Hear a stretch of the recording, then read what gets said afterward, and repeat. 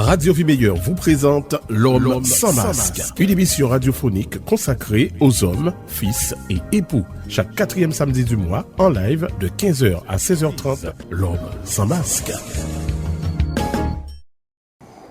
La femme de nos jours est une femme active dans la société. La femme de nos jours est une femme qui travaille et qui produit, contrairement à la femme du 19e siècle. Jadis, la femme méprisée par la puissance masculine passait ses journées à labourer la terre, à nettoyer la maison et à préparer les repas. De nos jours, l'histoire est différente et il est intolérable, voire inacceptable, d'obliger la femme à rester enfermée dans sa maison. Le ménage et la cuisine peuvent attendre, mais elle, la société n'attend pas. Elle a besoin d'une femme compétente qui puisse changer les choses. Et pour cela, la femme a besoin d'être éduquée. Elle a besoin d'apprendre les leçons et les concepts fondamentaux, les règles et les formules pour former son savoir et ainsi donner le maximum à son pays et répandre, diffuser le maximum de savoir. Mesdames et messieurs, l'émission L'Homme sans masque vous emmène au cœur d'une problématique ô combien d'actualité.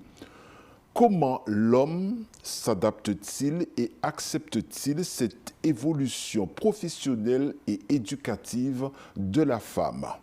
Pour en parler, je reçois celle qui va défendre corps et âme l'agente féminine, Madame Sandrine Joinville. Sandrine, bienvenue. Merci Jean, bonjour à tous. Celui qui devrait défendre et nous faire comprendre le fonctionnement de l'homme, Maurice Valsi, psychologue. Bonjour Jean, bonjour à nos amis auditeurs et internautes. Et un pasteur qui va rester neutre en la personne du pasteur Éric Joinville. Bonjour Jean, bonjour à chacun d'entre vous. Mesdames, Messieurs, je vous invite à vous installer confortablement afin de vivre avec nous cette passionnante émission.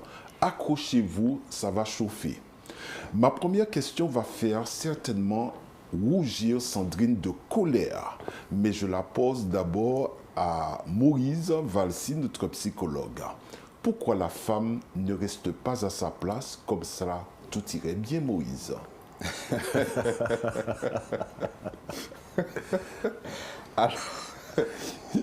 Alors à cette question, Jean, je répondrai que oui, le but c'est que tout aille bien, de toute façon.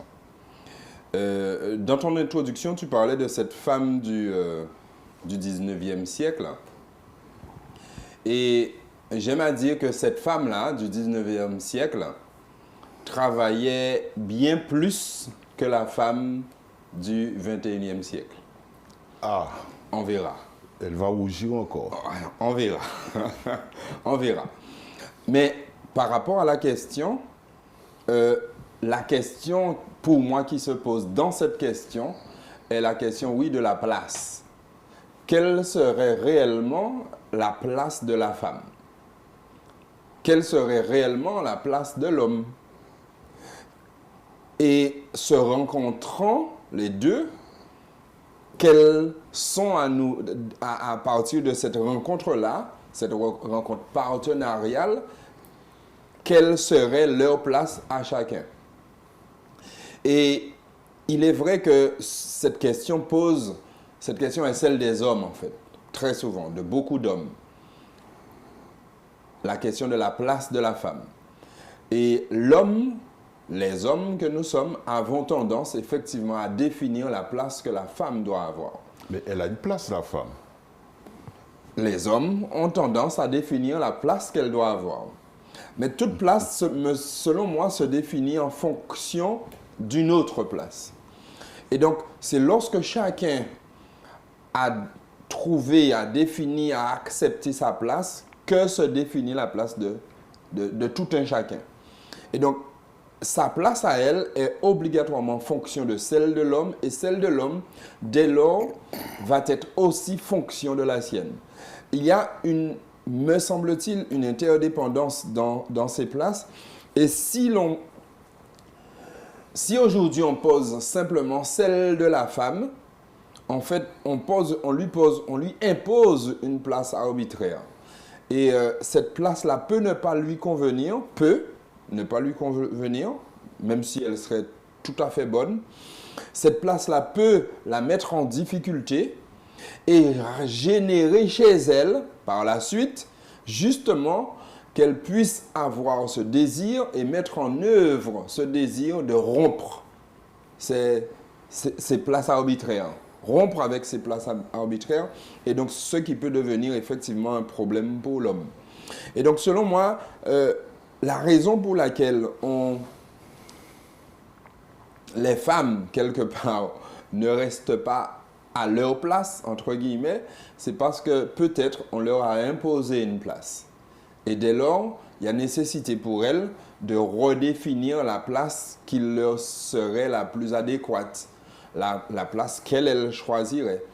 Parce que ce rapport-là justement entre les siècles d'évolution par rapport aux places des uns et des autres, des places genrées, en fait, il y a nécessité aujourd'hui que nous interrogions ces places, un peu comme tu le fais, Jean, afin de les réinvestir, mais de façon consciente, volontaire et libre, en fait. Oui, mais est-ce que la femme ne change pas de place au fil des années? On a l'impression qu'à une certaine période, elle avait une place. Au 19e siècle, elle avait une place. En ce 21e siècle, on voit encore qu'il y a encore une autre place. Est-ce que ça va encore changer au fil des années? Il est clair qu'il y a de l'évolution. Il y a de l'évolution, il y a du changement, il y a du mouvement. D'accord? Et ces mouvements-là disent aussi, bon, ce sont des mouvements sociétaux, ce sont aussi des mouvements de mentalité, ce sont aussi des mouvements identitaires, des mouvements de représentativité qui définissent finalement les individus, mais singulièrement on parle des femmes aussi, mais aussi les hommes, parce que si la place de la femme change, ça veut dire que celle aussi de l'homme change. La sienne aussi bouge, parce que, encore une fois, les places sont souvent attribuées l'un par rapport à l'autre. Et donc, en fait, je crois que la place de la femme ne peut pas être interpellée, ne peut pas être décortiquée, regardée, identifiée, sans faire la même chose par rapport à celle de l'homme. Et bon, ce n'est pas la question posée, hein, mais l'intrication entre les deux me semble être importante, nécessaire et normale, quelque part. Bien, je me tourne vers Sandrine. Sandrine, la femme a-t-elle une place? Alors, oui, la femme a une place. Maintenant, c'est comment cette place est définie. Et dans ta question à Moïse, tu as dit pourquoi la femme ne reste pas à sa place. Je reprends cette question. Et en gros, je me dis globalement, pourquoi cette question, quelque part? Parce que est-ce que l'homme est marié à quelque chose d'inanimé? Une chose reste à sa place que quand on le positionne à un endroit, meuble, et qu'il n'a pas le choix d'aller autre part. Ça veut dire que c'est quelque chose d'inanimé. Et je me dis, pourquoi cette question? Parce que est-ce qu'un homme s'est marié avec un objet, donc qui aura tendance à résonner? Est-ce qu'un objet résonne? Est-ce qu'on va poser la question d'une plante ou d'une casserole ou d'un fauteuil? Est-ce que le fauteuil va prendre des pieds, des mains et se déplacer? On ne va pas poser cette question-là au fauteuil parce qu'on part sur une base, on sait qu'il ne va pas bouger. Maintenant, comment questionne-t-on la dynamique de rester à sa place si on sait qu'on fait face à quelqu'un de vivant? Mais justement, c'est ce qui cause problème. Alors, c'est pour ça que je te dis, est-ce que ce qui cause problème, c'est la place que a cette femme ou c'est le raisonnement de l'homme qui pense que la femme est inanimée. Mais si l'homme a systématiquement un discernement pour se dire, ben, le fauteuil ne va pas se déplacer tout seul. Donc, il ne va même pas demander au fauteuil de se déplacer seul. Donc, en quoi ce questionnement-là vient sur quelque chose qui est animé?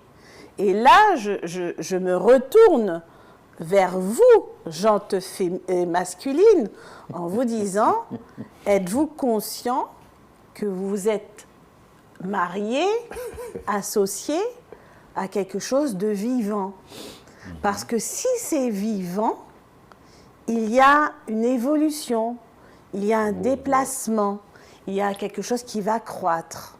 Donc, à la base, êtes-vous conscient de ce que vous avez à côté de vous? Alors, j'avais bien dit que ce serait passionnant. Par rapport à ça, j'entre dans l'idée du meuble. Les meubles qu'on a à la maison, ce sont d'ailleurs meubles, on renvoie à la racine mobile. Mais excuse-moi, Moïse, les femmes changent des meubles régulièrement de place. Oui, attendez, mais c'est très intéressant cette phrase-là. Les femmes changent les meubles régulièrement de place et de type. En fait, mobile. Tandis qu'on a de l'immobilier. On a aussi du mobile qui bouge. On a aussi de l'immobilier. Par exemple, la maison, c'est de l'immobilier, ça ne bouge pas. Oui. C'est pas censé bouger. Tandis que les meubles mobiles, en fait, ce n'est pas un mouvement, ils n'ont pas un mouvement personnel. Volontaire. On doit les faire bouger, donc on va les faire bouger. Ils sont mobiles, mais mobiles par tiers. C'est ça. Ce n'est pas volontaire. Donc, quelque part, dans cette question, il y a une injonction. Il y a une injonction qui est faite, on peut le dire, à la femme d'être inanimée. C'est ça. Tout en sachant qu'elle est animée. D'être comme un meuble, certaines fois, qui a cette possibilité de se déplacer, mais qui, comme on lui a proposé cette place-là dans le coin ou au milieu du salon, peu importe, ou dans la chambre, parce que certaines fois, la femme, c'est pour la chambre, ou c'est pour la cuisine, ou c'est pour les enfants. Donc, c'est cette place-là, c'est cette fonction-là que tu dois occuper, même si tu as la possibilité de changer, mais ne prends pas cette possibilité parce que tu vas mettre du désordre. Tu vas déranger l'organisation, là, la belle organisation, la belle photo là qu'on a définie, tu vas la déranger. Et donc, en fait, il y a cette injonction-là, il faut l'entendre. Et en fait, l'homme ne se marie pas avec un meuble. L'homme ne se met pas avec un meuble. Mais très souvent, malheureusement dans certains cas, ou heureusement aussi pour certains dans d'autres cas, il intime cette injonction implicite à la femme, à son épouse, oui, de rester tranquille. On va garder ça comme cela parce qu'on est dans la paix des ménages. Et c'est mieux comme ça. Et c'est mieux comme ça. Mais c'est clair que, et il faut qu'on le dise ici, c'est clair que c'est mieux comme cela pour lui. Et certaines fois, cette femme-là, épouse, compagne, partenaire, est OK pour ce mieux comme cela. Elle est OK pour cela. Donc, par ricochet, ça veut dire quoi ne pas rester à sa place? Parce que tu as dit pourquoi la femme ne reste pas à sa place. La place attribuée. Voilà. Maintenant, qu'est-ce que c'est ne pas rester à sa place? Et est-ce que, justement, par rapport au fait que sa place est dans la cuisine et que finalement, elle n'y est plus, est-ce qu'on va se poser la question ou est-ce que c'est normal qu'il y ait ce déplacement, cette migration, je vais le dire comme ça, cette migration. Donc, qu'est-ce que c'est pour un homme de ne pas rester à sa place en tant que femme? Parce que c'est pas pareil pour tout le monde, et on ne cesse de le redire. Hein. Je peux être dans la cuisine ou dans le jardin, ça ne posera aucun problème. Tandis que si je suis dans la cuisine et pas ailleurs, ça peut aussi causer un problème. Donc, qu'est-ce que c'est en gros ne pas rester à sa place et de façon filigrane, qu'est-ce que l'homme veut pour sa femme? Quelle place il lui attribue? Et est-ce que cette place peut encore évoluer? Est-ce que ça peut changer? Est-ce qu'il va aussi se déplacer? Toutes ces questions-là.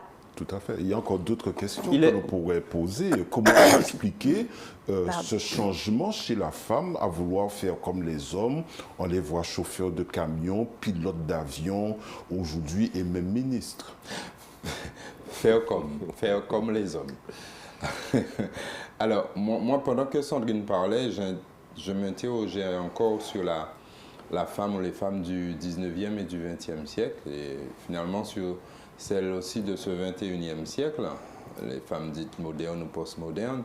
En fait, il y a effectivement cette évolution, et c'est vrai que c'est l'homme qui a défini ces places-là, qui a défini finalement ses rôles, qui a défini ses fonctions. Et cette réalité dans laquelle nous baignons jusqu'à aujourd'hui, parce que ces femmes pilotes, lorsqu'on dit femmes pilotes qui prennent les rôles, qui prennent finalement le job, le travail, l'exercice masculin, alors que, en fait, si elles le font, c'est qu'elles sont capables de le faire, par exemple. Mais il y a un déséquilibre psychologique, il y a un déséquilibre social qui semble se créer selon un certain nombre de personnes. Et donc, il y a un vécu face à cette redistribution justement des places dans les lieux, dans le lieu de vie, dans l'espace de vie commun, dans le socius, une espèce de redéfinition de ces lieux de vie qui mettent à mal un certain nombre de personnes. Masculines comme féminines. Un peu moins féminine que masculine, bien sûr. Et cette redéfinition-là, pour moi, le sens de cette redéfinition peut être interrogé et se rendre compte que quelque part, cette redéfinition peut se faire aussi avec violence, avec une certaine violence. De la même façon, et comme tu prêtes cette... comment dirais-je, ce micro-là à Sandrine, de la même façon que Sandrine pourrait dire que cette mise en place comme meuble s'est fait aussi avec violence. Et moi, je serais tout à fait d'accord. Une violence faite finalement aux femmes, hein, parce que ce ne sont pas seulement les violences verbales ou les violences physiques qui sont violences, mais les violences que j'appellerais aujourd'hui attributives. Il y a des violences attributives parce qu'on va attribuer de force certaines choses, certaines fonctions, certaines identités à certaines personnes et ça peut être très très violent. Donc en fait, tout cela pose la question véritablement de comment l'on conçoit l'autre en fait. Comment on conçoit l'autre. Et je vais simplement m'arrêter là sur la question de partner. Je le mets vraiment en anglais, partner, comme la voiture là, partner. Alors, excuse-moi, juste parce que là, en fait, on est en train de parler de profession. Hein, c'est ce que tu as, tout à fait. C'est ce que tu as souligné dans ton introduction et dans ce qu'on est en train de dire. Est-ce que la profession enlève la fonction de femme, de mère ou d'épouse? C'est aussi se dire ça dans la question de place. Hein? Tout à fait. Est-ce que ça enlève la fonction de mère, de femme ou d'épouse? Et il faut souligner, en termes de 19e siècle et 20e siècle, la période d'avant-guerre, et pendant la guerre et d'après-guerre, hein, où justement la fonction de mère et de femme était là, et d'épouse était là, et c'est ce qui a fait aussi que les femmes ont dû développer leur profession. Ça ne les a pas empêchés. Parce que l'homme n'était pas là, l'homme était en Oui, guerre. et c'est ce que je veux dire. Soit ils étaient, Pendant la guerre, mort. soit ils étaient morts, Après la guerre, ils étaient morts. Soit ils pendant la étaient guerre, morts pendant ou la guerre, ils sont absents. absents. Pendant la guerre, ils sont Et absents. après la guerre, ils sont morts. Voilà, mais ça ne les a... C'est-à-dire que il n'y a pas eu de dissociation. Ça sert à rien, en fait. C'est parce qu'elles étaient femmes d'eux, veuves d'eux, épouses d'eux, enfants d'eux et mères d'eux qu'elles ont dû développer leur fonction professionnelle pour aider une société. Et ça aussi, il faut vraiment le marquer. Pourquoi je dis ça? Donc elles sont restées dans cet élan. Elles sont restées dans cet élan, mais c'est aussi pour dire, et je vais le dire comme ça, quitte à lancer, selon l'expression de Moïse, un pavé dans la mare. Est-ce que c'est que quand on a besoin de la femme en tant que pilote ou maîtresse, ou j'en sais rien, les exemples de toutes sortes de professions qu'on pourrait dire dites masculines, qu'on a besoin de ces femmes-là, qu'elles prendront cette place que tu es en train de dire. En gros, je suis en train de dire, est-ce que c'est un homme qui va définir à un instant T quelle profession ou pas la dame doit effectuer et parallèlement à ça, tout en restant femme, mère ou épouse. Parce que c'est le centre. Tu peux faire tout ce que tu veux, mais à condition, justement, de rester à ta place, d'être femme, mère ou épouse. En gros, c'est ça. Bien, on va se tourner vers le pasteur maintenant. Ah oui, on se tourne vers le pasteur. Pasteur, la femme a-t-elle une place? Eh bien, est-ce qu'elle a une place? En fait, la femme a une place. Ah, c'est déjà une bonne chose. La femme a une place. Ouf! Toute personne a une place. Eh oui. Ça commence à évoluer, là. En fait, pour définir et pour répondre à ta question, je devrais répondre à une question que je me pose. D'accord? D'où sort la femme? D'où sort la femme?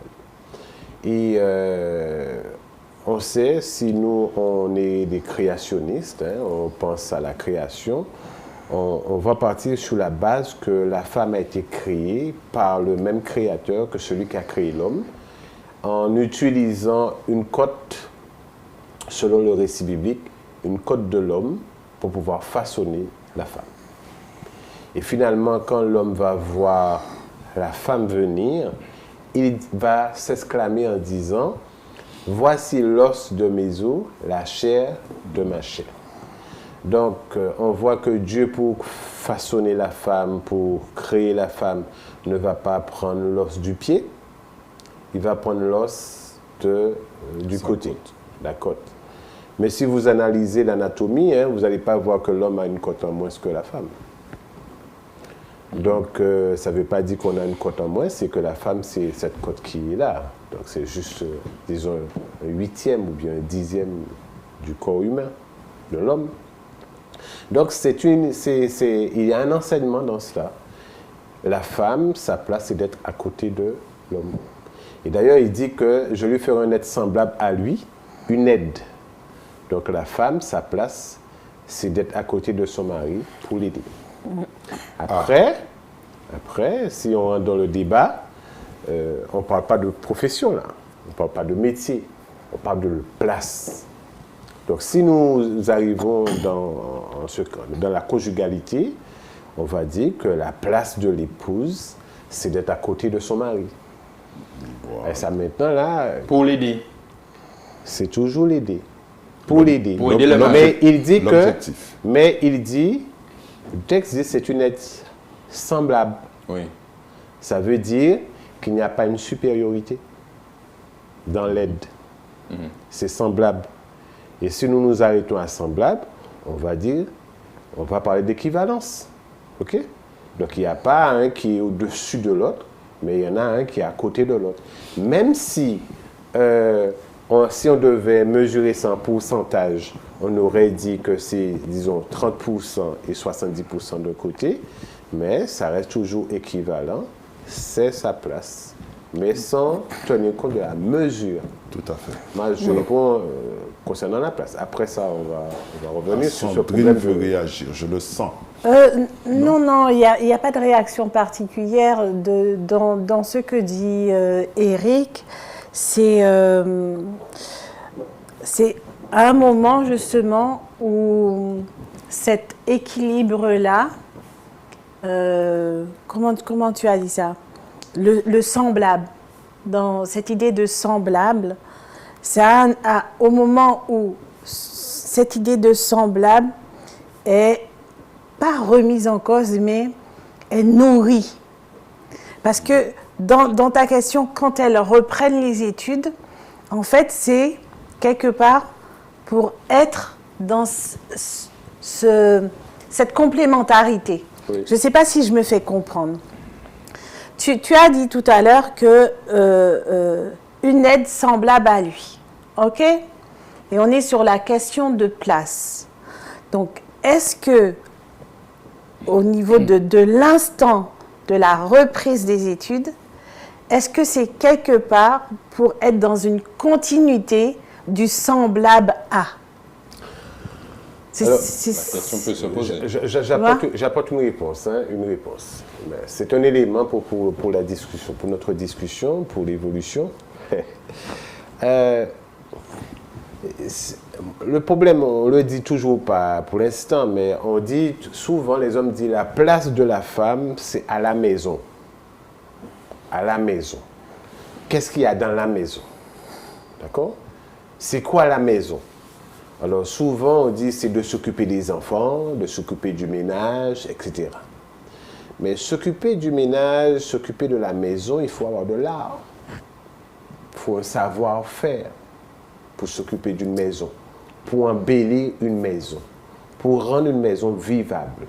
C'est de plus en plus pointu aujourd'hui. Donc si on dit déjà à la place de la femme, c'est d'être à la maison, cela demande beaucoup d'une femme. On attend beaucoup d'une femme pour qu'elle puisse gérer une maison. S'occuper des enfants. Alors, je dis ce qu'on n'a pas encore dit, hein, mais pourquoi on parle de la femme qui n'a qu'à rester à sa place quelquefois. Pour s'occuper des enfants, avant de s'occuper des enfants, il faut mettre au monde un enfant. Et on sait que la personne qui porte l'enfant pendant 9 mois et qui nourrit l'enfant, qui enseigne l'enfant dès son plus jeune âge dans le ventre de la maman, c'est la maman. Qui apporte des éléments au cerveau de l'enfant, c'est la maman. Donc si vous voulez avoir un enfant intelligent, instruit, il faut que la femme soit instruite et intelligente. Ce qui veut dire encore que c'est encore pour être au service de... Je m'explique, c'est-à-dire à partir du moment où ça rentre dans la dynamique du service du couple ou de la famille, on va dire justement qu'elle reste à sa place. Mais ça peut rentrer dans le service et dans la dynamique du couple et de la famille, mais ne pas être selon la place que lui attribue l'homme. Et à ce moment-là, on dira... Elle n'est pas à sa place parce que justement, elle ne rend pas service au couple et à la famille. Et c'est ce qu'on voit souvent quand les femmes reprennent les études. Pourquoi elle n'est pas à sa place? C'est-à-dire, en gros, tout ce qu'elle peut faire comme étude ou comme formation, tant que c'est pour servir le foyer, c'est bon. C'est bon. C'est-à-dire, tant que, quelque part, je valide en tant qu'époux, tant que la validation de l'époux est de dire ça c'est pour le foyer et ça fait que je suis en droit de valider ça. Mais si l'époux lui se rend compte dans sa pensée que toutes les études qui ont été reprises et toutes les formations qui ont été faites quelque part ne contribuent pas alors que oui, hein, on ne va pas se mentir, alors que oui, ne contribue pas au couple et au foyer, alors cette validation, elle n'y est pas. Et à ce moment-là, l'homme dit, elle n'est pas à sa place. Et je vais encore plus loin. Je me questionne en disant, comme tu as dit que l'homme et la femme ont été créés pour que l'un et l'autre soient en aide l'un à l'autre, tu parlais d'équivalence, finalement, pourquoi faut-il une validation? Pourquoi ça bouscule autant? Convenir. Pourquoi? Oui, mais ce n'est pas une validation dans un contrat commun. C'est une validation dans le fait que, oui, l'homme est encore en droit de dire, je valide tes études. Je ne parle même pas de cette cohésion de couple. C'est vraiment une autorisation que je dois avoir de la part du partenaire pour quelque part devenir encore plus au service. Évoluer. Tu vois? Mais c'est même pas devenir, moi, évoluer, mais c'est être plus au service du couple et de la famille. Ça veut dire, est-ce que reprendre les études, il faut le justifier pour être dans un service du couple et de la famille?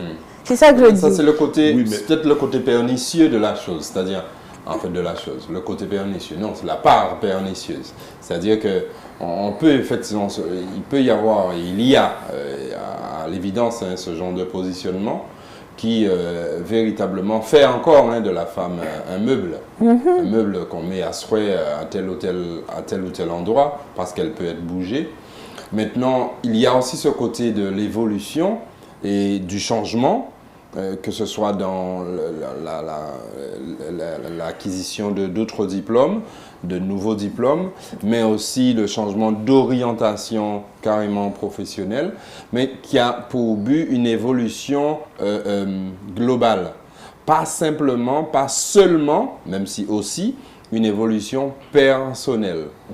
Et pas dans une logique d'autorisation, oui, je te donne quitus, ou non, je ne te donne pas quitus, mais dans une logique de conciliation parce que nous en avons besoin et parce que partenaires, donc parties, chacun, nous sommes chacun les parties d'un tout, d'un ensemble, et de leur, cette partie-là, on a besoin que cette partie-là puisse grandir ou aller vers telle fin, vers tel but, afin que le tout puisse continuer dans son évolution. Et ça aussi, la question peut se poser ainsi, et dès lors, la place de la femme, effectivement, la place, le rôle et les compétences de la femme, donc du partenaire, se pose. Parce que si je reprends un peu quand, dans une émission, j'avais pris l'exemple de l'entreprise. Dans l'entreprise, on peut proposer à tel ou tel partenaire, tel ou tel employé de monter en compétence, d'aller en formation pour pouvoir monter en compétence, mais pas ça seulement. Cela va faire du bien aux salariés, aux partenaires, mais cela va faire du bien aussi à l'ensemble. C'est pour un projet commun.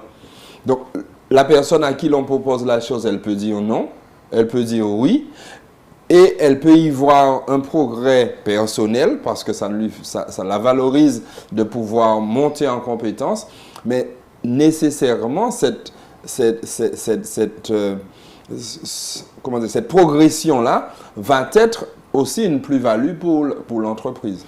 Donc, c'est dans quelle mesure justement cette question de l'évolution se pose et pas simplement dans une évolution problématique. Qu'est-ce qui va se passer lorsqu'elle va évoluer? Elle va me mettre en difficulté. Parce que si elle me met en difficulté, si la question, si elle va me mettre en difficulté, cela veut dire que là, il n'y a pas eu de concertation, ce n'est pas un changement, un déplacement, comment dirais-je, partagé. On est dans quelque chose d'unilatéral parce que peut-être aussi la vision des uns et des autres est une vision unilatérale. Et donc, il y a quelque chose là qu'effectivement, qu'il faut entendre et qui met réellement en difficulté, que ce soit la femme, que ce soit l'homme, que ce soit le couple en fait. Oui, mais cette montée en compétence, justement, est-ce qu'elle ne nécessite pas en amont de maîtriser peut-être certaines choses pour pouvoir aller plus loin? Pour être concret, je dirais que, bon, aujourd'hui, il y en a qui se marient, qui ne savent pas cuire à manger, qui ne savent pas balayer, faire un lit, qui ne savent pas faire... Il y a quand même cette base-là. Je veux bien qu'on monte en compétence, mais cette base-là... Pourtant, la compétence. J'aime bien les exemples que tu prends, toi, Jean. Oui. Elle ne sait pas cuisiner, elle ne sait pas balayer. Oui. Il a dit il y en a, il n'a pas dit, il a pas dit elle.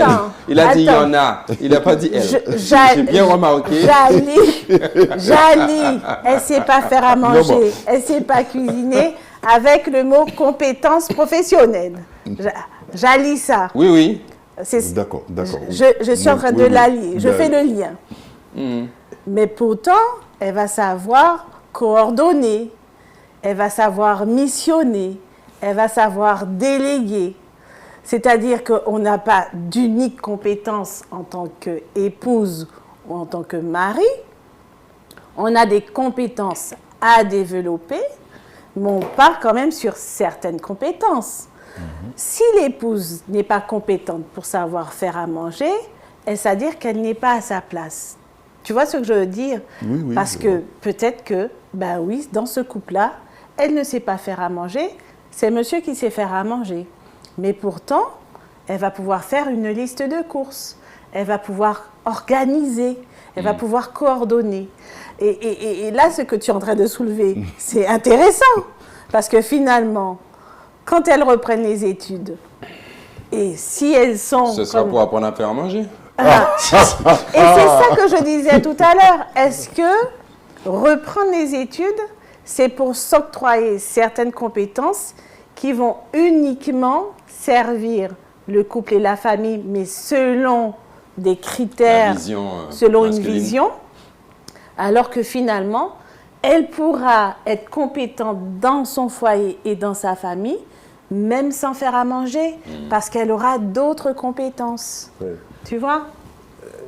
Je lis aussi tout ce que tu dis là par rapport à la société. Le problème vient aussi de la société, mais aussi de l'éducation, parce que la société est liée à l'éducation. Oui, c'est clair. Si dans la société, on attribue une place à une femme, et cette place, c'est toujours en dessous de l'homme, ou bien être à la maison, pour s'assurer au bien-être ou au bonheur de l'homme, de la famille, ça sera compliqué quand deux sociétés vont se rencontrer. C'est-à-dire que si ma femme a reçu une éducation qui est différente de la mienne, quand nos deux sociétés vont se rencontrer, deux éducations, deux sociétés, deux familles, eh bien, ça va commencer à causer problème. Oui. Tu vois? À causer problème. Je me rappelle, mon père, lui, il m'a toujours appris des tâches qu'un homme doit faire, qu'un garçon doit faire. Pourquoi? Parce qu'on avait des critères face à certains besoins. On avait des animaux, il fallait s'occuper des animaux. On avait du terrain, des arbres, il fallait nettoyer l'environnement. D'accord? Quand il fallait élaguer, quand il fallait transporter des bananes, des légumes, c'était les hommes qu'on prenait, d'accord? Qui sont musculairement plus façonnés pour cela. Et ils nous enseignaient ça. Donc, du coup, quand on entrait à la maison et que, par exemple, on nous demandait, une sœur nous demandait à faire la vaisselle, on disait, c'est pas mon travail, c'est ton travail. Pourquoi? Parce que, comme la fille restait à la maison, donc c'était tout à fait normal que les tâches de la maison, eh bien, ça soit les filles qui restent à la maison pour faire. Mais après ça, l'évolution s'est faite dans ma famille. Ma mère, quand il y avait un besoin, elle disait non, viens faire vaisselle là, viens faire la vaisselle. Ou bien, tiens, je vais t'apprendre à faire à manger. Pourquoi? Parce que tu en auras besoin. Et pour l'instant, comme il n'y a personne, c'est toi qui vas le faire. Donc, dans l'éducation, eh bien, j'ai eu la part de ma mère et la part de mon père. Le problème, c'est que si, dans l'éducation, on n'a qu'une part. On n'a qu'une part. Et ça peut causer problème pour l'enfant. Et je vais m'arrêter juste en disant cela. Il y a un commandement dans les Mtoleh, dans les 10 commandements que les Juifs que vous voyez qui répètent tout le temps, mais aussi les chrétiens et tous ceux qui sont croyants ont accès. Il y a au milieu de ces 10 commandements un commandement qui dit « Honore ton père et ta mère, afin que tes jours se prolongent. » Et on voit que dans ce commandement, quand tu honores ta mère et ton père, et je vais m'arrêter à la mère, quand tu honores ta mère, cela veut dire que tu élèves ta mère. Tu élèves la femme. Donc, si tu honores ta mère, ce qui veut dire que dans le futur, tu vas réfléchir à une femme qui peut devenir la mère de tes enfants. Est-ce que tu vas l'élever et comment tu vas l'élever? Quand je dis élever, c'est-à-dire donner de l'honneur. De la valeur. De la valeur. D'accord? Alors, face à l'éducation sociétale, d'accord, comment je vais aborder cela quand je serai en couple? Donc, cela démarre dès la maison. Cette évolution éducative, formatrice se fait dès la maison. Et arrivé en couple, cela se poursuit. Monsieur pourvoit à l'évolution de son épouse et madame égale, et vice-versa. Oui, oui. C'est ça. Et ça passe certaines fois par la reprise des études. Voilà. Moi, je dirais pas ça comme cela.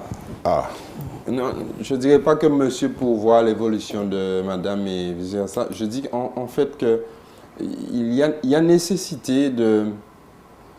Parce que, en fait, dire que l'un pourvoit l'évolution de l'autre ou grandir de l'autre, ça veut dire que, en fait, ça vient de moi.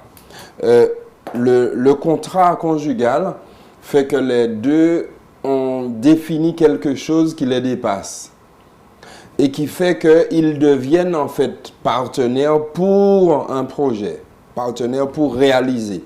Et dans ce projet à réaliser, il y a nécessité de me donner que chacun en ait tel outil. Les outils que vont utiliser madame vont être sûrement différents que ceux que vont utiliser monsieur. Et dès lors, on va voir selon dans quelle temporalité on va faire en sorte d'acquérir ces outils. Et ce peut être effectivement la nécessité que madame aille faire des études pendant 2 ans, 3 ans. Ce peut être que monsieur en fasse pendant 6 mois ou pendant 5 ans. Mais on a défini cela en fait. Et c'est parce qu'on veut pour l'ensemble qu'il y ait autre chose. Et ce n'est pas l'évolution de madame qui doit être en question ou l'évolution de monsieur qui est en question. C'est une évolution qui concerne l'ensemble parce que l'ensemble en a besoin dans l'axe du projet de vie, de couple conjugal ou familial. Alors, en fait, l'un est acteur de la valorisation de l'autre. Oui, mais Voilà, oui, parce que sinon... Oui, mais ça, on n'a pas besoin... J'entends, je suis d'accord, mais... Comment dirais-je? On n'a pas besoin d'études pour être déjà dans cette valorisation. Parce que elle est ma partenaire, je suis son partenaire. C'est quelqu'un de haute importance. De fait. Maintenant, dans le projet qu'est le nôtre, on a besoin d'outils. Et donc, nous allons... il faut qu'on définisse un programme d'acquisition de ces outils pour que ce projet arrive à réalisation. C'est ça. Mais quelque part, ça demande un sacrifice de l'autre. Alors, ce n'est plus un sacrifice. Bon, oui, c'est comme... Juste pour reprendre cette notion de pourvoyeur. Et quand tu dis qu'on n'a pas besoin d'études, c'est-à-dire que notre société française, la société éducative française passe par la maternelle, l'école primaire, collège, lycée et bac plus l'infini. Oui, on n'a pas besoin d'études, pas totalement. On peut ne pas. Oui. On peut ne pas en avoir besoin. Et c'est pour ça qu'on parle de formation de l'individu, de formation du couple. Je m'explique. Certaines fois, on pense qu'on n'a pas besoin.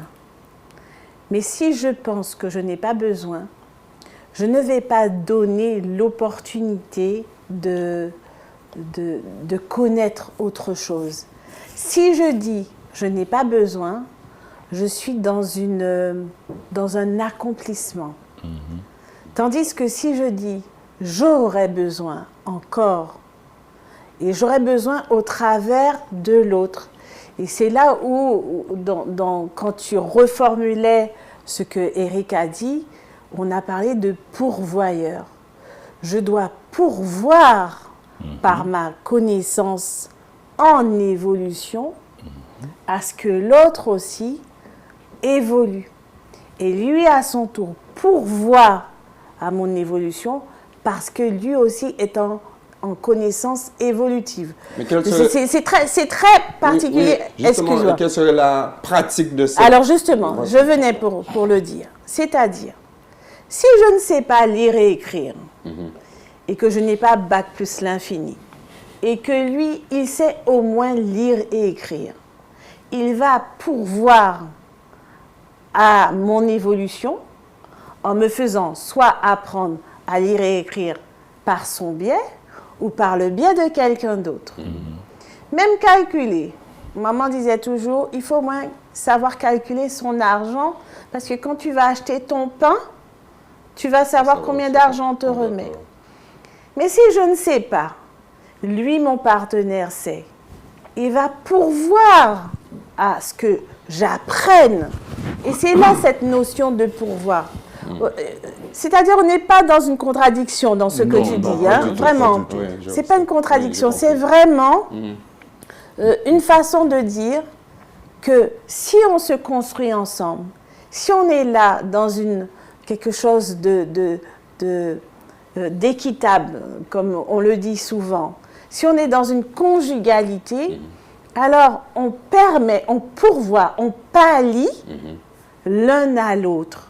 Et ça passe aussi par, quand on parle de reprise d'études, on n'a pas besoin d'un master 5 ou 26, c'est pas ce que je dis. C'est surtout, qu'est-ce qu'on met en place pour pouvoir reconnaître, connaître et identifier des éléments qui vont nous permettre d'améliorer notre qualité de vie conjugale et familiale. Et en gros, c'est ça. C'est pas juste dire, bon, demain, il faut que j'ai une licence. C'est pas ça.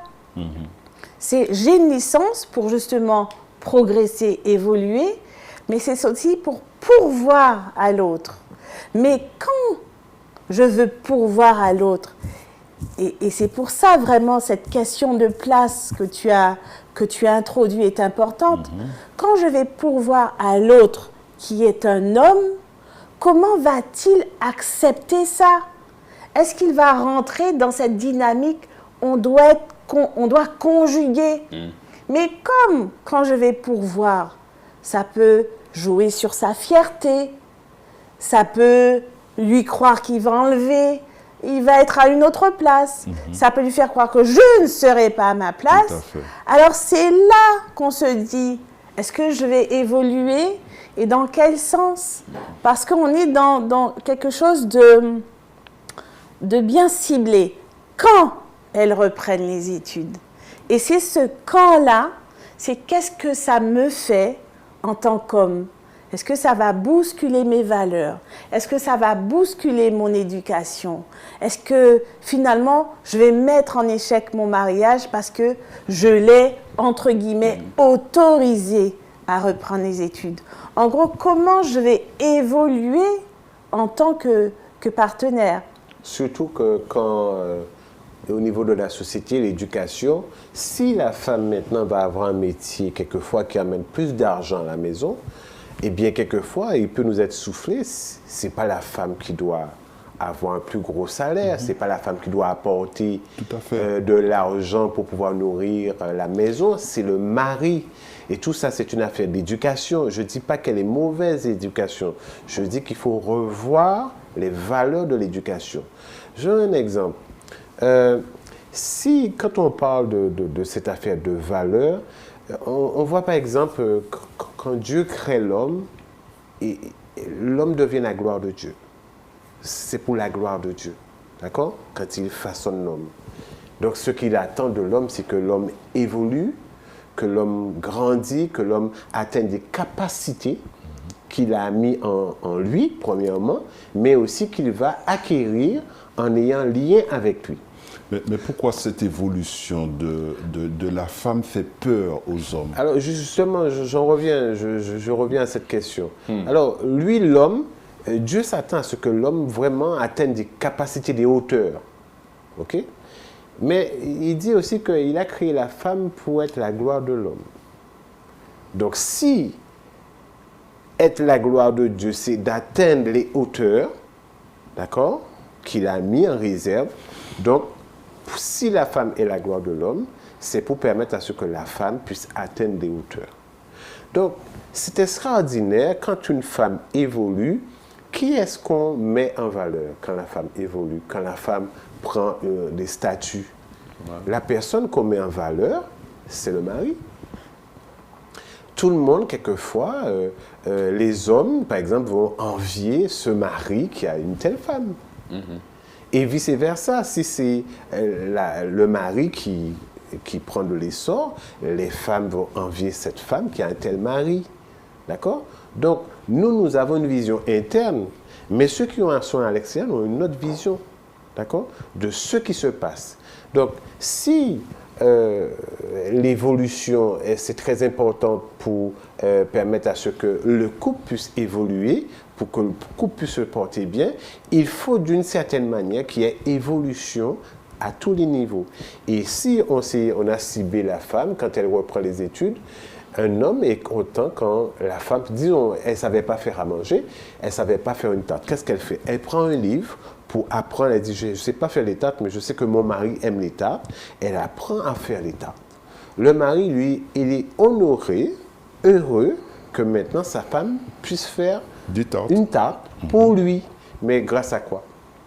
C'est parce que la femme a appris. D'accord? Et Sandrine l'a bien dit, elle a dit que quand une femme reprend les études, le plus-value, c'est pour qui? Est-ce que c'est pour le couple? Est-ce que c'est pour l'individu? Tout dépend ce qui est dans notre pensée. Quelquefois, les femmes reprennent les études pour devenir indépendantes. Pourquoi? Parce qu'elles ne peuvent pas vivre avec un mari qui est radin, qui n'apporte pas de l'argent pour le foyer, qui ne donne pas à la femme la possibilité aussi d'être belle, d'avoir certaines choses. Qu'est-ce qu'elle fait? Elle va faire des études pour qu'elle puisse avoir son portefeuille. Donc nous voyons que c'est très compliqué au niveau du couple. Pourquoi il y a une évolution? Que quand une femme va faire des études... On n'a pas répondu pourquoi ça fait peur aux hommes, cette évolution. Justement, alors, quelquefois, l'homme, il a peur que vraiment la femme, d'accord, puisse jouer son rôle. Son rôle d'homme. Son rôle d'homme. Alors, tout dépend. Qu'est-ce qu'on a défini, comment on définit le rôle de l'homme dans la maison? C'est quoi son rôle? Tu vois? Et j'ai donné un exemple tout à l'heure là. Quelquefois, l'homme a peur que la femme amène plus d'argent et que face à la vision de la société, qui voit que voilà, c'est la femme qui, disons, quelquefois porte le pantalon, la femme décide, c'est moi qui me mets de l'argent. Donc si, quand la femme apporte de l'argent, elle commence à dire maintenant, là, comme c'est moi qui amène de l'argent, c'est moi qui prends la décision, on peut comprendre pourquoi l'homme ne souhaite pas que sa femme fasse des études. Donc tout dépend l'objectif de cette décision d'aller faire des études. Mais il faut vraiment Qu'est-ce qui motive? Qu'est-ce qui motive la femme? Alors, y a-t-il un risque ou est-ce qu'il est conseillé il y a un risque. à d'épouser une femme plus intelligente que soi? Je ne sais pas si on pourra épouser une femme plus intelligente que soi, mais je comprends la question. Mais bien sûr, c'est possible. Ou qui gagne plus d'argent que soi. Oui, ça c'est tout à fait possible. À la base, la femme est toujours plus intelligente que l'homme, mais je ferme la parenthèse. Bon. Non, mais je peux la continuer, la parenthèse. On peut la continuer parce que c'est vrai qu'on parle là de développement. Oui, oui. De développement de la cognition. Oui. Et c'est vrai que cognitivement, les jeunes filles sont plus développées, ont un développement beaucoup plus précoce que l'homme. On parle de précocité. Oui. Mais on ne parle pas de supérieur.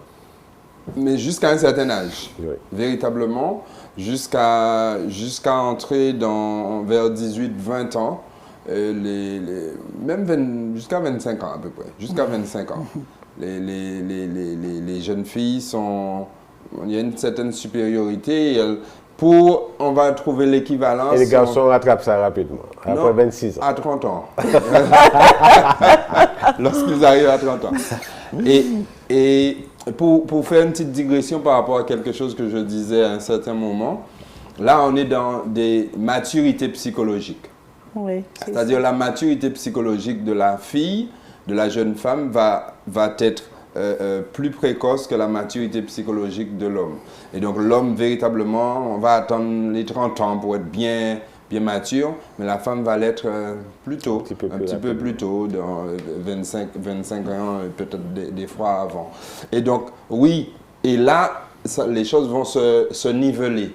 Après, par la suite, les choses vont se niveler. Mais pour revenir... Donc ça cause souci là? Non, ça ne pose pas de souci. Oui, si tu épouses cette jeune fille, elle est plus mûre que toi, cognitivement.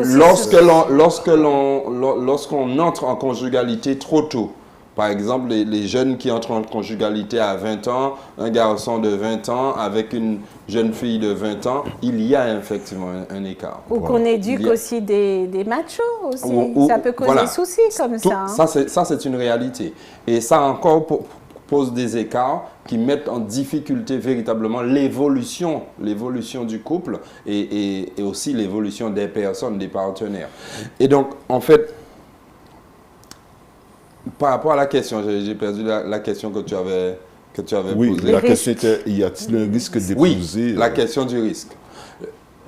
Le risque se situe réellement dans le fait de ne pas entendre que justement la conjugalité doit être un parcours évolutif.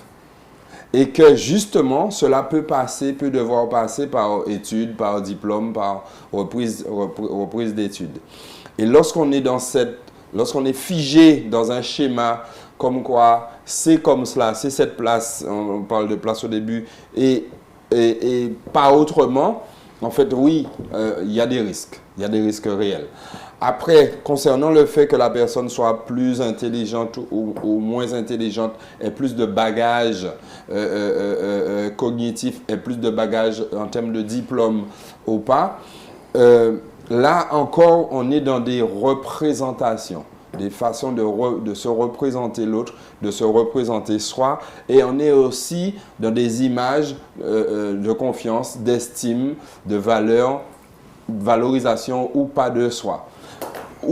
Quelle est ma valeur? Si ma valeur ou la valeur de mon épouse se situe dans son niveau d'études, dans ses capacités, dans ses moyens financiers, donc peut-être qu'elle travaille déjà, et si cette valeur-là se situe dans cela, effectivement, il peut y avoir des dangers, des difficultés à venir véritablement au niveau de ce couple. Mais est-ce que le métier ne joue pas un rôle aussi?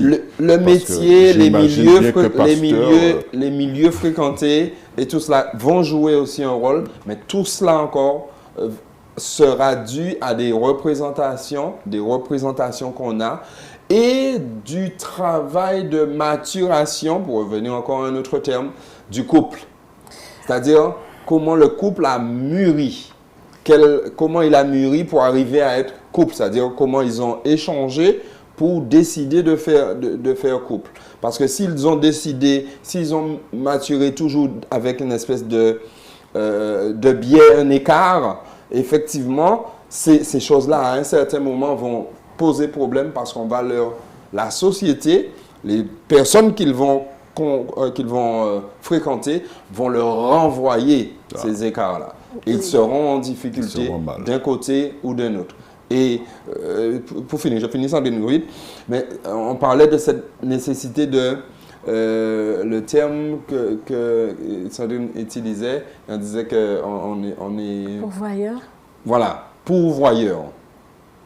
C'est dans quelle mesure ces écarts-là, on se dit, bon, il va falloir que je travaille pour diminuer ou aplanir ces écarts-là parce qu'ils ne sont pas bons pour nous. Ils ne sont pas bons pour elle, ils ne sont pas bons pour lui. Et ça encore, c'est de la maturité du couple qui va permettre que l'on entre dans cette logique-là. Ce n'est pas pour moi. Si c'est pour moi que je le fais, on est dans une logique égocentrée. Oui, je viens aussi sur les risques.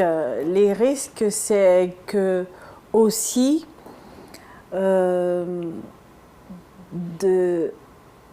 perdre l'autre. Oui, c'est vrai. Parce que souvent, on se marie pour être ensemble. Heureusement. Oui, mais heureusement, mais je veux te dire, certaines personnes se marient parce qu'il a plus d'argent, que j'ai une sécurité financière, que il a un bon métier, on est dans le domaine des études. Il va me permettre de sortir de chez mes parents, il va me qui permettre, sont maltraitants, qui sont... Il va aussi me permettre d'atteindre une classe sociale, un certain groupe. Il va me graduer. Tout à fait. Hein?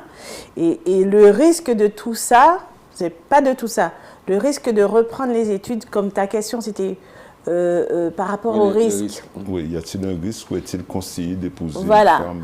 Le principal risque, c'est de perdre l'autre. Ouais. Parce que beaucoup de choses arrivent dans le couple. On l'a toujours dit. Et ce qu'on conçoit le moins souvent, c'est le risque de perdre l'autre.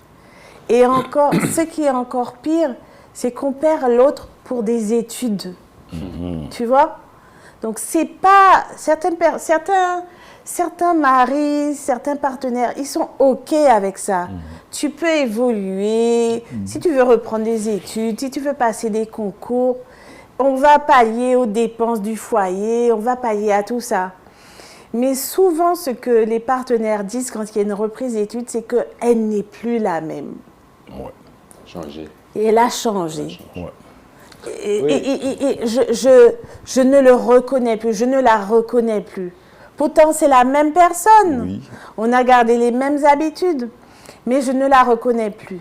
Et là, je viens sur, excuse-moi, je viens sur ce que Moïse expliquait, c'est le fait de pallier. Est-ce que je vais penser à rééquilibrer l'autre, à le ramener à la hauteur où je l'ai connu et reconnu.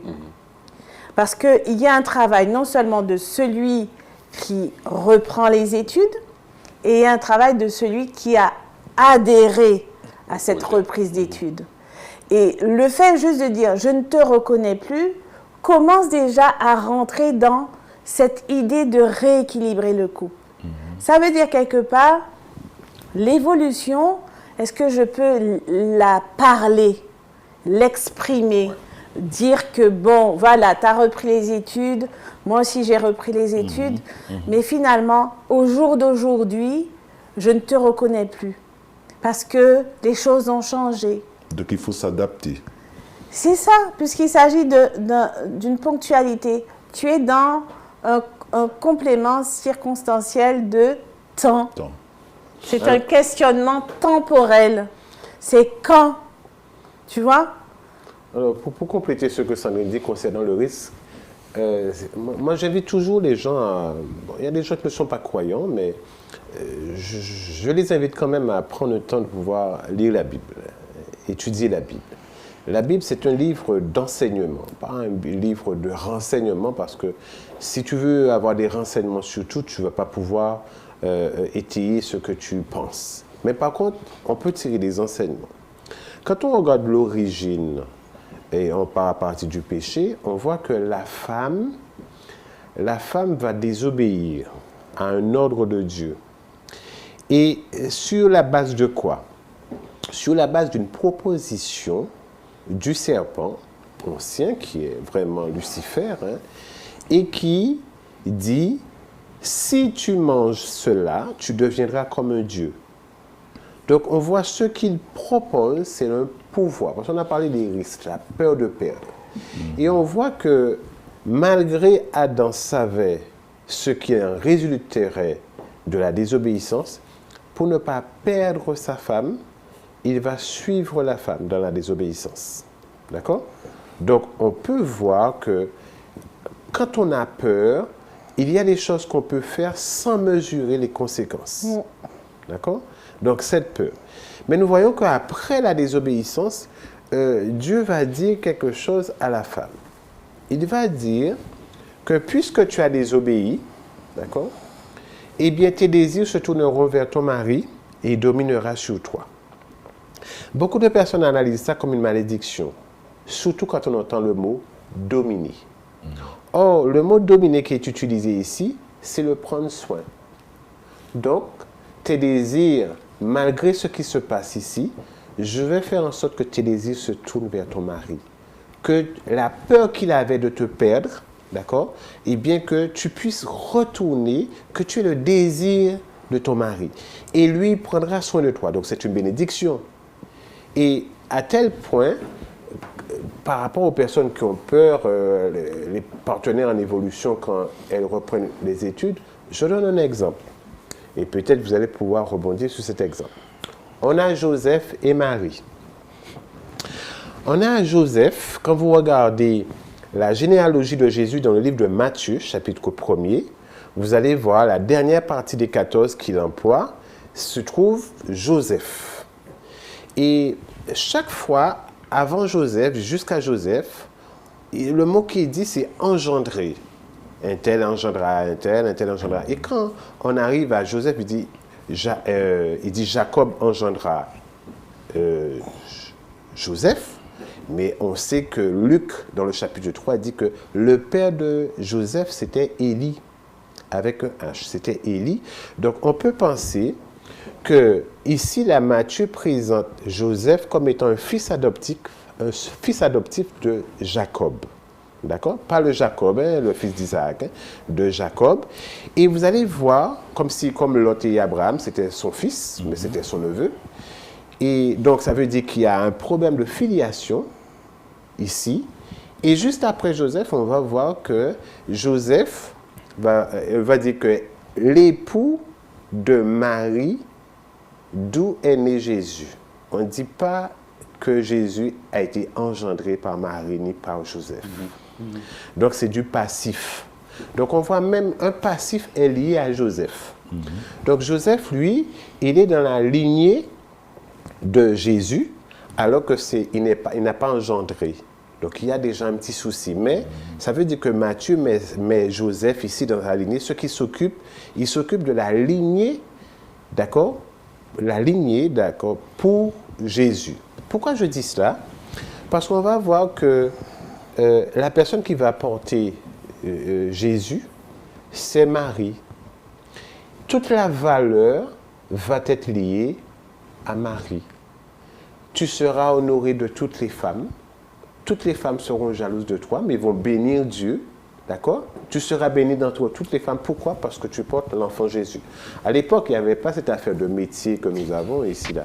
Le métier de la femme, vraiment, si on peut dire, sans être péjoratif vis-à-vis de la femme, en ayant tout le respect, c'était de procréer, de permettre à ce que le monde croisse, qu'il puisse apporter des enfants à la société. En plus, en les éduquant. Et on voit que la personne qui va éduquer l'enfant Jésus, c'est Marie.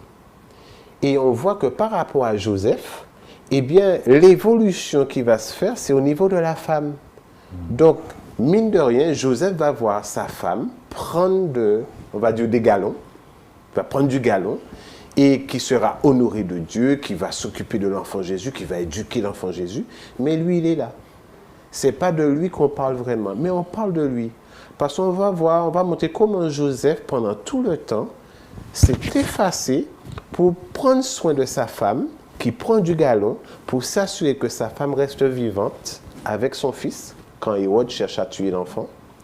Après ça, quand le fils d'Hérode revient aussi, il va aller à Nazareth.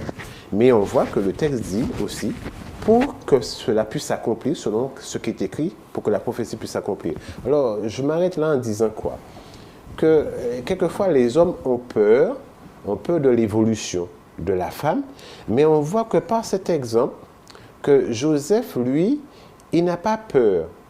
Il n'a pas peur parce qu'il sait ce qui en résulte. Pourquoi? Parce que l'enfant dont porte sa femme va permettre à ce que lui, il puisse vivre et qu'il puisse avoir de l'espérance. Donc on voit, c'est un très bon combinage où mari et femme, eh bien, le mari soutient la femme dans son évolution pour permettre à ce que, non seulement lui, mais il pense aussi à toutes les personnes qui vivent. Ça veut dire que dans cet exemple-là que tu donnes, que le fait de valoriser l'épouse n'a pas enlevé la fonction du mari. Oui, voilà. Elle va toujours nourrir son mari. C'est ça. Donc, en gros, bon, comme tu expliques qu'en ce temps-là, valoriser une femme, c'était qu'elle enfante. Hein. Maintenant, on peut retourner à notre présent en disant qu'est-ce qui valorise une femme? Et est-ce que lorsqu'elle sera valorisée, ça va lui enlever au mari ses fonctions d'époux et de père? Parce qu'il y a ça aussi. Et ce risque-là, c'est non seulement dans cet exemple que tu dis, c'est de voir l'autre valorisé, mais c'est de ne plus vouloir fonctionner auprès d'une personne qui est valorisée. Aussi. De ne pouvoir fonctionner dans mon rôle d'époux ou de père parce que cette personne-là, elle a changé ou elle a pris du galon. Tout à fait. Il y a une notion de continuité aussi qui doit être inscrite ici. C'est-à-dire que moi, je suis psychologue, Sandrine, elle est médiatrice, Eric est pasteur. Chacun de nous, on a une fonction professionnelle. Cette fonction professionnelle, je l'exerce si je suis marié. L'épouse que j'ai, c'est aussi pour elle que je suis psychologue. C'est aussi pour lui qu'elle est médiatrice. C'est aussi pour elle qu'il est pasteur. Ce que je veux dire, c'est que cette fonction-là, professionnelle hein, d'ailleurs, qu'on exerce seul, en fait, elle a aussi une incidence, elle doit aussi avoir une incidence sur la représentativité de l'autre partenaire. Et en fait, et quand je parle de continuité, c'est dans le sens où lorsque justement cette affaire d'études se pose, ce besoin d'études, en fait, et le risque là va diminuer lorsque l'on entre dans cette continuité. C'est-à-dire que elle va partir faire des études, elle va entrer en études pour qu'elle puisse avoir ses diplômes et exercer cette fonction-là. Mais il y a aussi une continuité chez moi en tant que mari. Oui. Et ça, peut-être que cette notion-là, je pense que nos amis auditeurs, et singulièrement les hommes, mais aussi les femmes, parce que certaines fois, les femmes entrent dans cette logique d'études pour elles, et seulement pour elles. En se disant que là, ce sera la voie, comme Eric disait, oui, ma liberté, je pourrais effectivement avoir ce que je veux, faire mes affaires parce que c'est mon argent. D'accord? Et ces logiques-là, des fois, sont dans des couples, des couples mariés, des familles qui ne sont pas en études, mais chacun travaille, c'est mon argent, c'est mes affaires.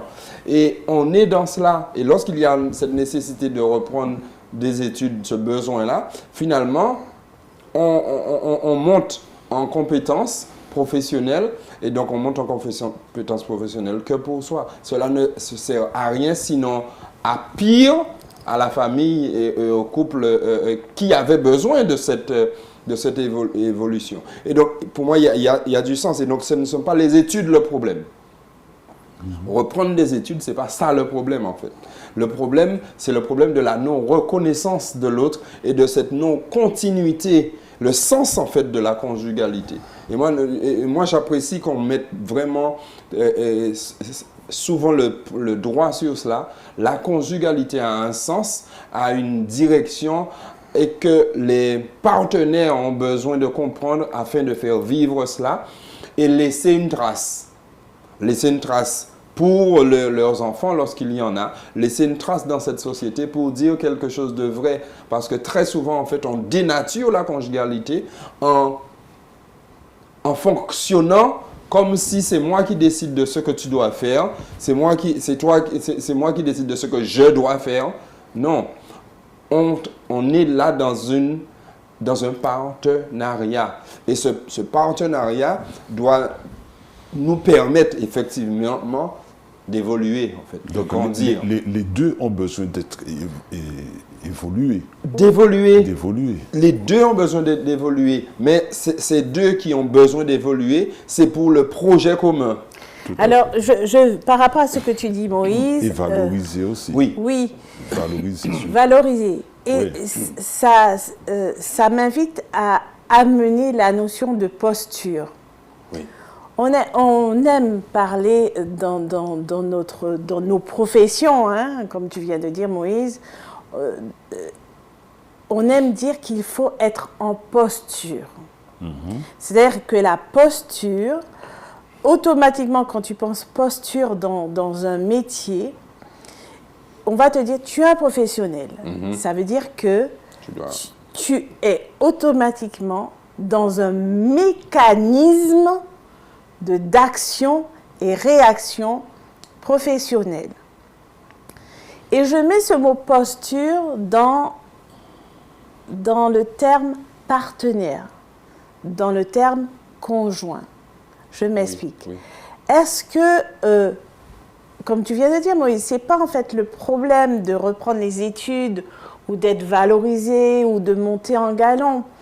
C'est est-ce que dans toute cette évolution et cette reprise d'études, l'épouse aura cette posture de partenaire de l'époux et l'époux aura cette posture de partenaire de l'épouse. Ça veut dire, quels sont les mécanismes que je vais remettre en place.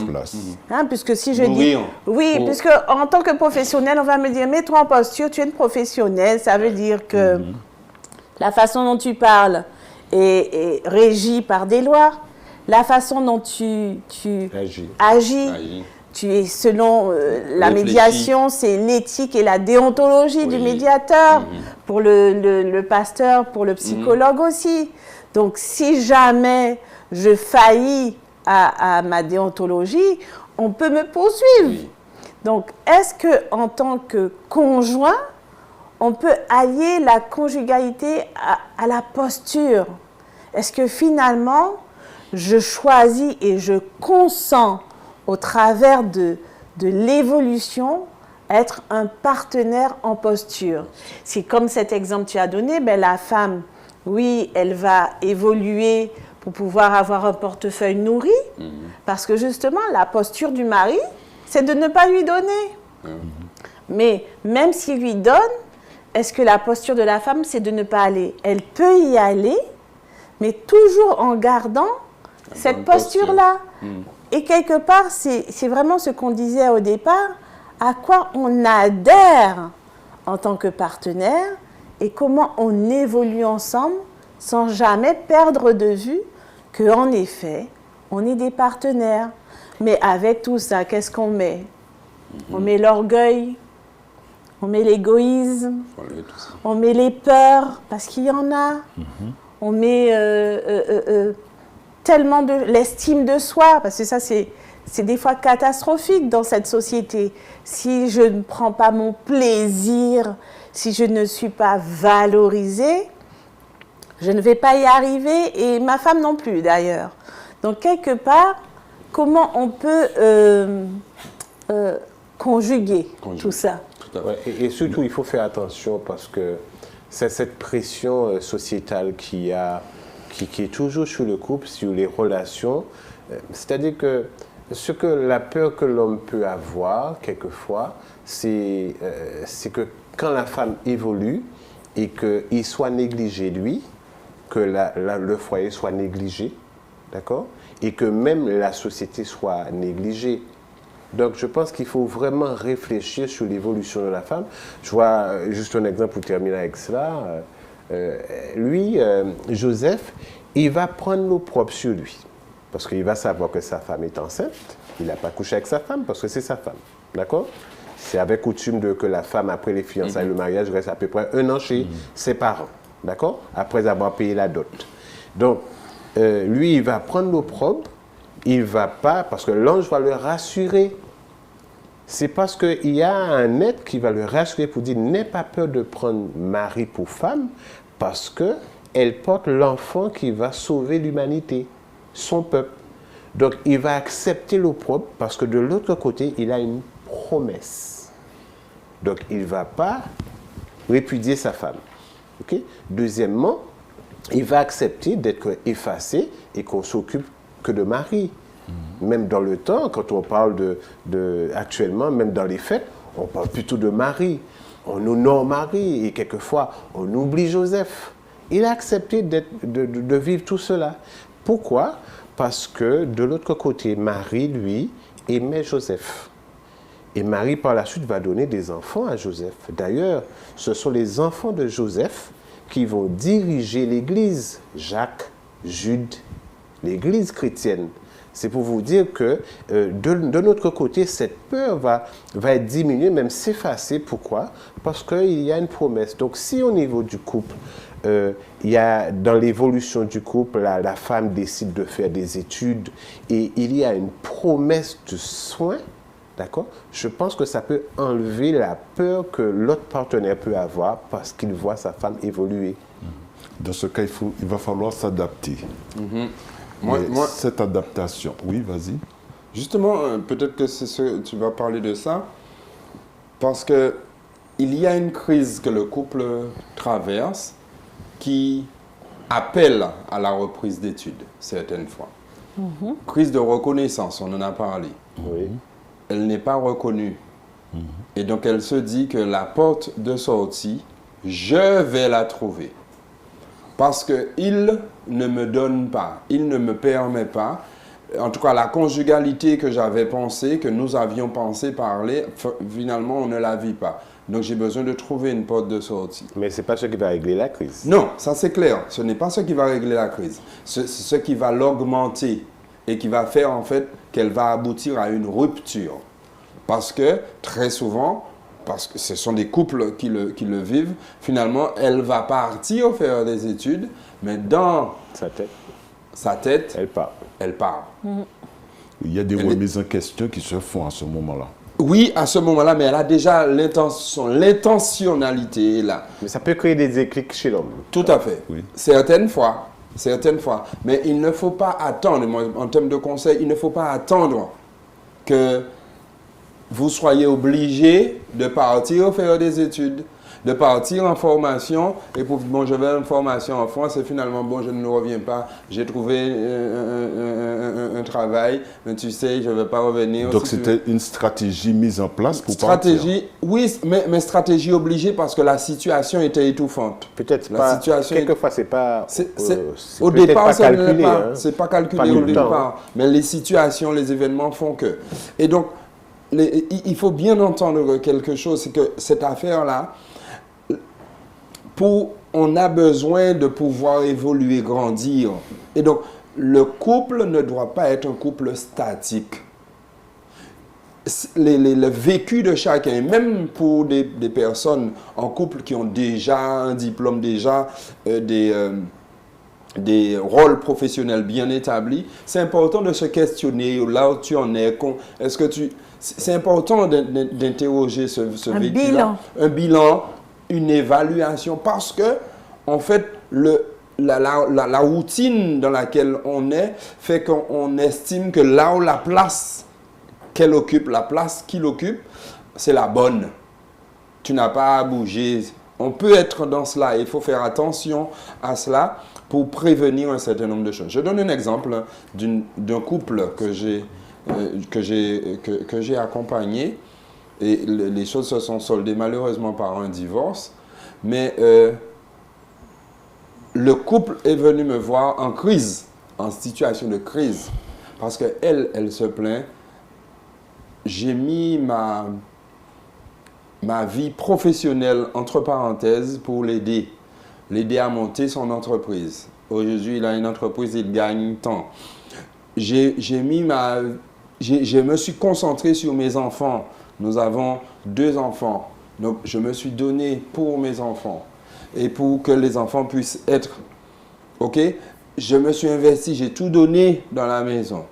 Et il n'est jamais satisfait de moi. Il me critique auprès de sa famille. Il me critique auprès de l'Église. Et donc, de moins en moins, elle se sent valorisée. Elle ne se sent pas valorisée. Et finalement, un jour, elle est partie. Et elle est partie, elle a laissé les enfants dans la maison avec le gars. Et le mari, en fait, n'a pas entendu sa difficulté, mais a décidé d'enfoncer encore plus le clou et de dire, mais elle est folle.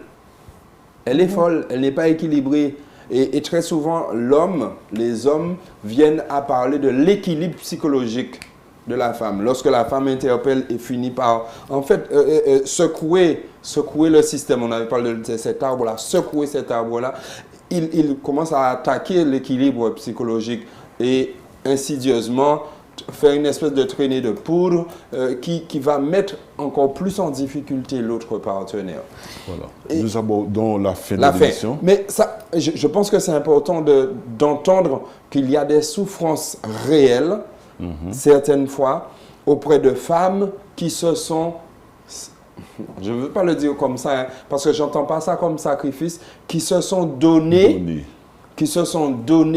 pour travailler à l'équilibre, et il n'y a pas de reconnaissance dans cela. Et elles en ont besoin, en fait. Et nous, en tant que les hommes ont besoin de reconnaître. Ils sont pourvoyeurs de reconnaissance. Et ils doivent le faire, qu'elle ait étude ou pas, qu'elle sache lire ou pas. Nous sommes pourvoyeurs de reconnaissance. Et lorsqu'on ne le fait pas, on met quelqu'un en difficulté. Voilà, j'ai une toute dernière question à poser. Après tout ce que nous avons dit là, est-ce que peut-on dire que le couple est dans l'évolution, évolutionniste? Pasteur. Tu me regardes. Oui. C'est une très bonne question. Celui qui croit dans l'évolution, on parle d'une manière globale, hein, qui est évolutionniste et qui fait la différence entre celui qui est créationniste. Celui qui est évolutionniste, lui, il compte sur l'évolution, c'est-à-dire sur ce qu'il a, ce qu'il possède, ce qu'il a. Et en fait, si tu es dans une crise et que tu utilises que ce que tu as, tu n'arrives pas à sortir de la crise et que tu espères évoluer ou amener un changement et que cela est assez, cela reste là, cela ne change pas, alors peut-être tu te bases sur l'évolution et en espérant qu'un jour les choses vont changer. Par contre, il y en a de ceux qui croient qui sont créationnistes et qui croient que le couple est créé. L'amour est créé et les besoins sont créés. Les éléments qui, pour le changement, viennent et sont créés aussi. C'est-à-dire, ils croient dans un être supérieur, Dieu, pour beaucoup, qui peut créer le couple comme il a créé le couple, comme il peut aider aussi à recréer encore. Donc, c'est-à-dire que tout dépend quelles ressources, quelles sont sur quoi nous nous basons pour que nous puissions permettre à ce que les partenaires puissent avancer, construire, vivre heureux. Même quand une personne prend la décision de pouvoir, la femme prend la décision de pouvoir reprendre des études. Dans le couple, vraiment, il faut apprendre à compter sur la création. Pourquoi? Parce que l'évolution change. Quand on se base sur l'évolution, ben c'est incertain. On ne peut pas vraiment se fier à cela. Par contre, si on compte sur le tiers, celui qu'on a mis au centre du couple pour permettre à la création, alors constamment, nous serons dans un circuit de création chaque jour. Et ce ne sera pas de l'évolution, ce sera vraiment une création, quelque chose de nouveau qui prend place pour permettre la croissance du mari ou de la femme qui, pour une raison quelconque, la femme a pris la décision de pouvoir reprendre des études, se former pour permettre à ce que le couple, entre guillemets, puisse évoluer. Eh bien, voilà qui me fait à cette édition. Merci à tous et à toutes, vos amis auditeurs, de nous faire confiance. On se retrouve le 4e sabbat du mois prochain. À bientôt.